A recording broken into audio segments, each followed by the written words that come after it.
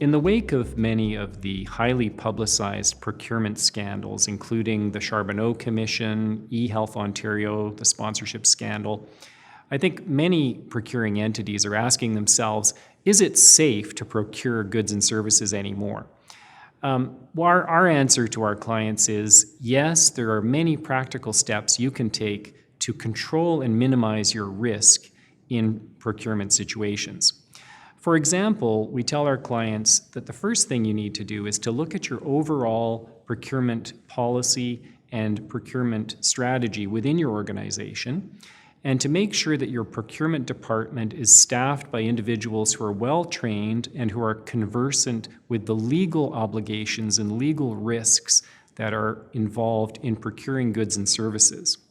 When you get to a particular procurement, it's very important that you carefully draft the procurement documents to ensure that the criteria used reflect the objectives of the organization, but that they're not excessively complex, because excessive complexity can contribute to mistakes on the parts of the bidders, which will in turn endanger the procurement and make it subject to challenge.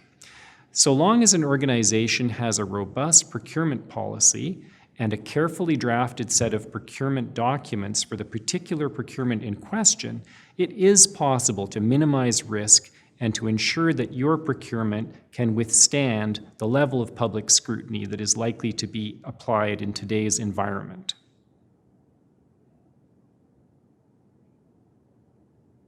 We're seeing a much greater focus on compliance in the procurement process. The Supreme Court of Canada has held that an owner is not allowed to award a procurement to a bidder that is non-compliant. And as a result, our owner clients are much more concerned about whether the bids that they receive are compliant with the requirements of the procurement process. Often, we receive a group of bids from a client who has received them in a procurement, and the question is, can we accept the low bid or the highest scoring bid? Is it compliant with the requirements of the tender process? The courts have held that if the owner reserves the right to award to a substantially compliant bid, then the bid doesn't necessarily have to be perfect. It can have errors or mistakes in it so long as they are not material. So then the question becomes, is a given bid substantially compliant or not? Now, why is it such a concern about whether a bid is compliant or not? Well, there are a number of reasons. First of all, there's the simple legal obligation not to award to a non-compliant bid. But that concern can manifest itself in two different ways. First of all, if you award to a given bidder, the bidder itself may try to allege later that there was a mistake in their bid and try to avoid being compelled to perform the services or supply the goods at the price that they bid. For example, let's say the low bidder was low by a very significant margin. They might try to avoid the obligation to perform the services at the price bid by alleging that there was a mistake in their bid. The second problem that can occur from mistakes in bids is the owner may award to the low bidder, and then the second lowest bidder may challenge that award by alleging that the low bid contained material errors in it. So it's very important that when an owner makes a procurement decision, they ensure that they are awarding to a bid that is substantially compliant with the requirements of the procurement documents.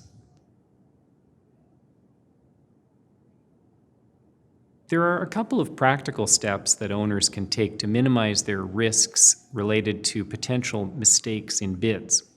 First of all, they can ensure that they don't have excessively complex bid requirements. Often bids are prepared at the last minute. The bidder is receiving bids from their subcontractors, and the more complex the bid form is, the greater the likelihood that a mistake will occur. So it's important for owners to carefully consider whether they actually need all of the information that they're asking for in the bid document.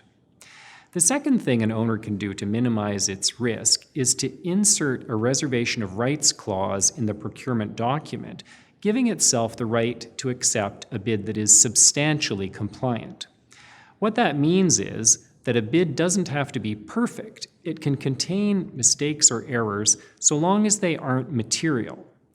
So long as an owner inserts the substantial compliance clause, the courts have held that they are allowed to award to a bid which is not perfect. It can have minor, inconsequential errors in it.